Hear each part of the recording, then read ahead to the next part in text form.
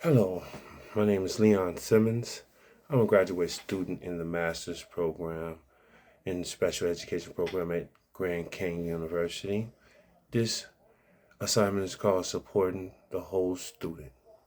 Okay. So, the very first question asks,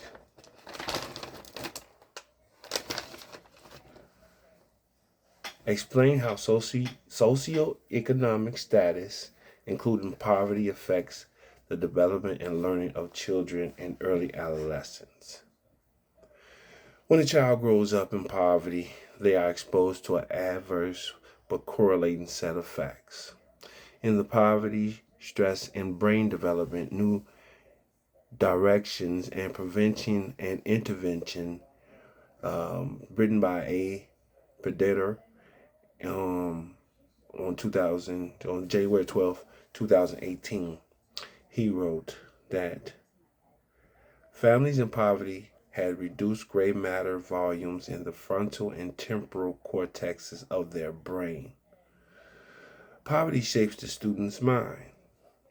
Less gray matter meant 15 to 20% less performance in standardized tests versus peers their own age who were not impoverished. The stress of the family's economic hardships can change how students' bodies release stress hormones like cortisol. Okay. In these cases, stress caused by poverty can constantly force the body to produce cortisol. Too much stress can stunt the change in neural pathways and the brain's growth. Over time, due to the brain's prior experience with the stresses of poverty, a student may struggle with focus and paying attention to details. The second one, the next question asks um, to include at least one suggestion for supporting students facing economic disparities. Students can be introduced to other languages. This helps with those disparities. Often disadvantaged students aren't stimulated in a positive manner. Learning a new language can be a challenging task, but fun and very stimulating for their brains. Another suggestion is to build your relationship with the student. Use small achievements and targeted praise to encourage good behavior. The educator can build a supportive culture, although we can't provide everything that an impoverished child might need, but we can keep snacks readily available for disbursement to a hungry student. It's very hard to learn when you are hungry. I know that for a fact. Okay.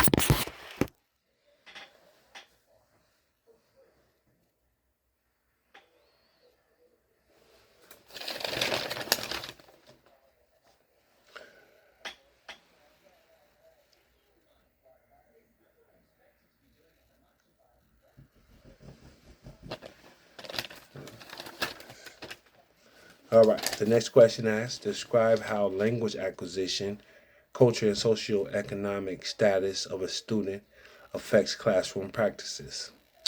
Culture will affect classroom practices because educators must be aware of factors that may cause students to be uncomfortable.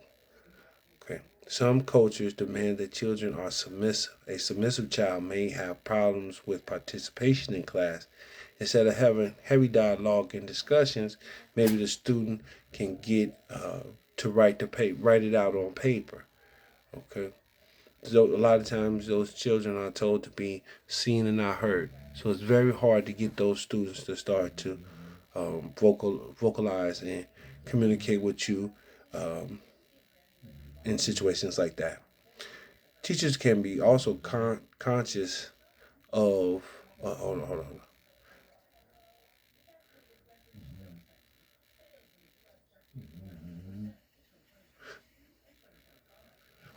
Include a discussion of how a teacher can work to eliminate potential bias that may arise in the classroom. related to language, culture, and socio-economic status.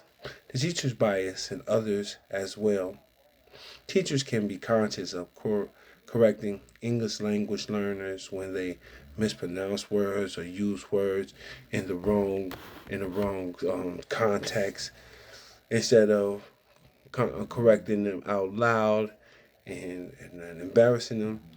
Teacher can build a relationship by going over, talking with the child, talking with the student in their ear, and getting them to change maybe the way they said something in an encouraging manner. Okay. Teachers can eliminate potential bias by discussing some of the students' similarities first. So when we talk about common ground, we talk about things that we share in common. That seems to connect us. Okay. And educators can teach the differences. That differences are special and should be embraced. Each one of us is unique. Empathy is the best word to use because everybody has to see themselves in others' shoes.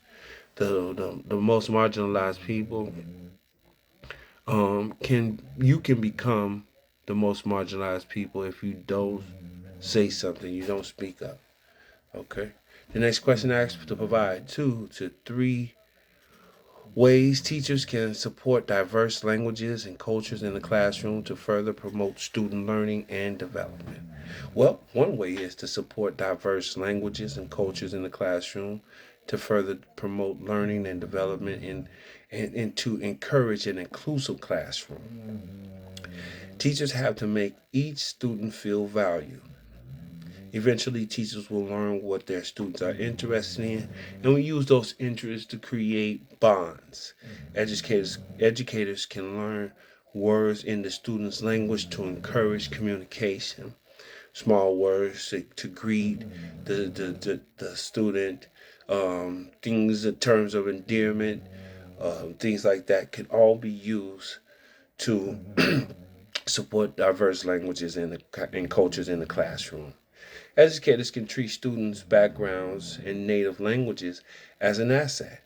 If the student is the only person that speaks French or Spanish, they are unique. They are something that we aspire to be. Okay.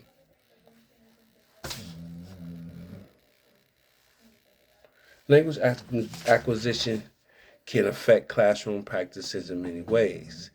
In the inclusive classroom, all students are met academically where they are.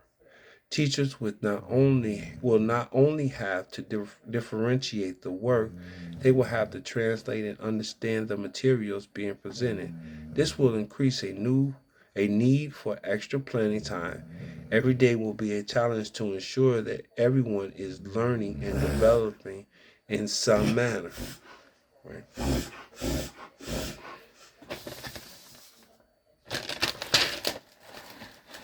The next question asks to provide 2 to 3 local or global learning networks teachers could research or actively participate in to learn more about supporting students with factors that limit their success in the classroom.